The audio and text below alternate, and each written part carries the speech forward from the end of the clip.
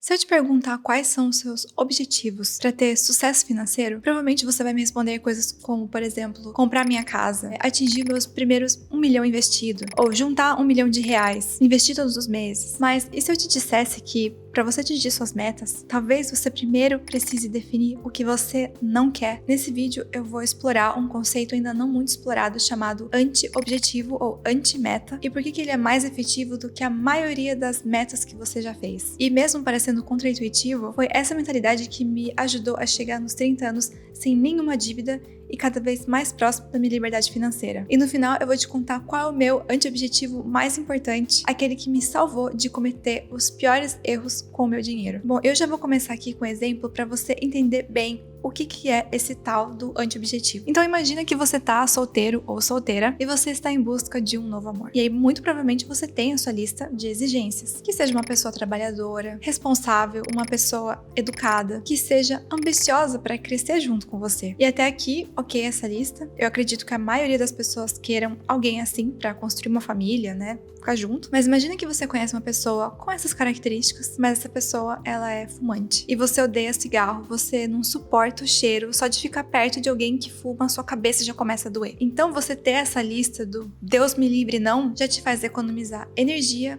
tempo e muitas horas de terapia. E claro, isso é só um exemplo, existem várias nuances aqui. Mas no anti-objetivo, a ideia é justamente essa. É um compromisso consciente de evitar certas ações ou comportamentos financeiros que sabotam o seu progresso. Então o objetivo, ele é como um mapa que te leva até um tesouro. E o anti-objetivo, ele também é um mapa, mas ele é como se fosse um mapa do campo minado, que te mostra onde não pisar. E aqui eu vou te dar um exemplo de anti-objetivos. Por exemplo, não quero ter dívidas no meu cartão de crédito. Não quero viver do meu salário mínimo na minha aposentadoria. Não quero ter uma vida financeira dependente do meu salário atual. Você entende aqui a diferença? Por exemplo, vamos supor que você tem o objetivo de comprar um carro. Ter a sua independência, de ir e vir, segurança, não ter que depender mais de metrô. Mas o seu anti-objetivo é não se endividar para comprar um carro. Então essa é uma regra, né, uma proteção que você estabeleceu. Então, com isso, você vai criar estratégias para adquirir esse objetivo sem comprometer a sua saúde financeira. Seja juntando primeiro dinheiro, né, para dar uma boa entrada, ou então comprando um carro mais simples, etc. Então, agora eu vou te trazer alguns anti-objetivos que podem te ajudar a conquistar a sua liberdade financeira. Então, anti-objetivo número 1, não ter dívidas de alto custo. Então, vamos supor que você tem o objetivo de economizar R$ 500 todos os meses para começar a investir. Ou para, sei lá, guardar para você dar entrada num apartamento, numa casa. Mas, ao mesmo tempo, você está pagando R$ 300 de juros do cartão todos os meses. Então, o anti-objetivo, não ter dívidas no cartão, ele protege o seu objetivo de poupar. Então, você sabe que para você começar a eliminar, você vai ter que focar em dívidas como as de cartão de crédito ou cheque especial, que tem juros altíssimos, e uma ação prática para você atingir esse anti-objetivo é priorizar pagar essas dívidas antes de qualquer outra coisa. Anti-objetivo número 2, não viver de salário em salário. Sabe quando o seu salário pinga na sua conta e fica igual quando você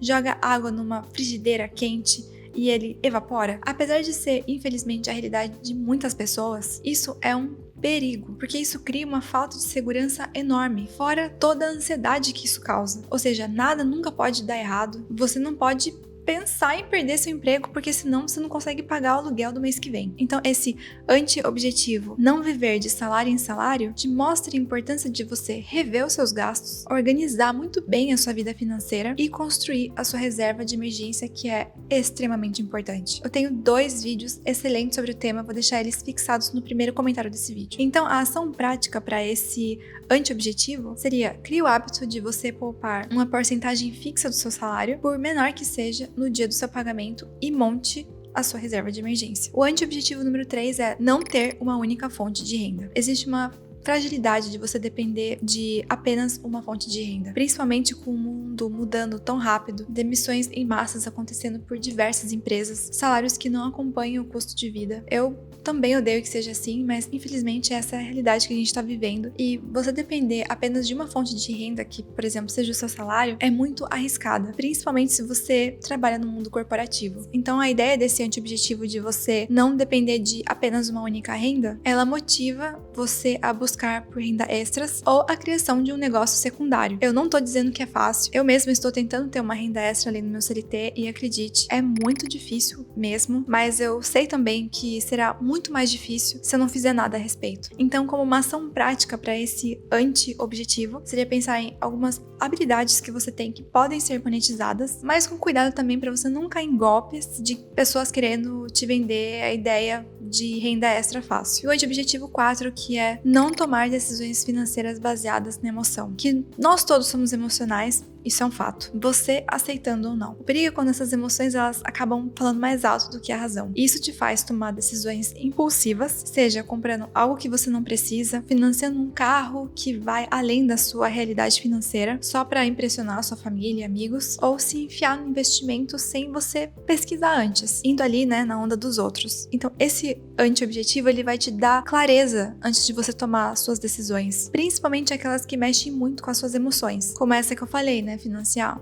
um carro mais caro, ficar comprando roupas caras, ou ficar com aquele sentimento de FOMO, de investir num ativo que você não conhece, mas como tá todo mundo falando, você não quer perder a chance. Então, como uma regra prática, né, para esse objetivo, tenta criar uma regra pessoal, por exemplo, para você não comprar alguma coisa que custe um valor considerável antes de você esperar por pelo menos 24 horas. Tente simular os valores de qualquer compra, financiamento que você tá pensando ali em se enfiar. Tente ser franco e sincero com você mesmo na hora que você estiver ali, né, fazendo esses cálculos, para você não se sabotar. E pesquise muito bem num ativo antes de você investir. Então, tenta descobrir qual que é o seu perfil de investidor, sua tolerância a riscos, seus objetivos e prazos. Com certeza, isso vai te ajudar muito a tomar melhores decisões com base nesse autoconhecimento. E dando exemplo pessoal aqui de um anti-objetivo, né, que eu sigo, é que eu não comprometo mais do que X% do meu salário em aluguel. E esse anti-objetivo, ele sempre foi muito presente na minha vida, e ele é até hoje. E foi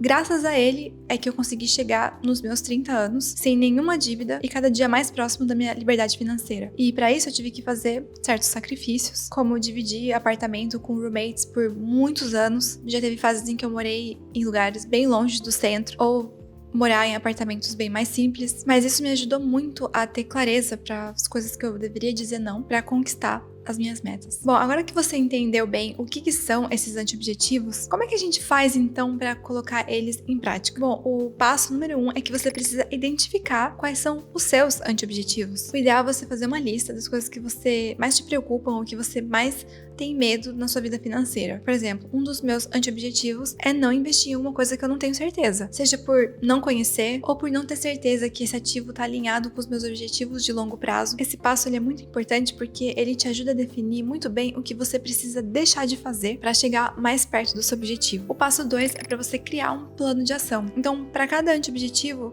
o ideal é você criar uma ou duas ações concretas. Então, por exemplo, se o seu anti-objetivo é não ter dívidas, a sua ação então é pagar a fatura completa do seu cartão todos os meses. Ou outra coisa também seria, como eu disse, refletir 24 horas antes de fazer alguma compra. E o passo 3 é você monitorar o seu progresso. Tenta manter uma certa vigilância ali, né? E celebre também os seus progressos. Eu, por exemplo, faço isso usando duas ferramentas, né? Não é publi, inclusive, são ferramentas que eu realmente uso. A primeira que eu gosto muito é a Spendi, o que me ajuda a ter controle total financeiro de absolutamente tudo que eu tô gastando, o quanto que tá entrando, seja do meu salário ou seja das rendas extras que eu faço. E os meus gastos também variáveis, eu defino eles por categoria. E além disso, eu defino uma meta. Por exemplo, eu tenho uma categoria ali que é com, sei lá, comer fora. Eu estipulo um valor e eu não posso de jeito nenhum passar esse valor no mês. E isso funciona muito como uma proteção dos meus gastos. E para monitorar a evolução dos meus investimentos e atingir a minha tão sonhada liberdade financeira, eu tenho usado uma ferramenta chamada InvestByte. Acho que eu já comentei em alguns outros vídeos. De todas as ferramentas de controle, assim, né, de carteiras, de longe, InvestByte foi a melhor que eu testei até agora. Então, para concluir, o que eu queria trazer nesse vídeo hoje é que ter esses anti-objetivos muito bem definidos, eles não só te ajudam a construir o futuro que você quer, mas ele também te protege de diversas armadilhas que te impedem de chegar lá. Como já dizia, né, o Warren Buffett, um dos maiores investidores do mundo, a primeira regra é você não perder dinheiro e a segunda regra é você repetir a primeira regra. E a jornada financeira, ela é muito mais sobre você evitar cometer erros do que apenas tentar acertar sempre. E se você quer evitar cometer erros com seu dinheiro, eu vou deixar essa playlist aqui para você assistir logo em seguida. Um beijo, a gente se vê então na próxima semana. Tchau!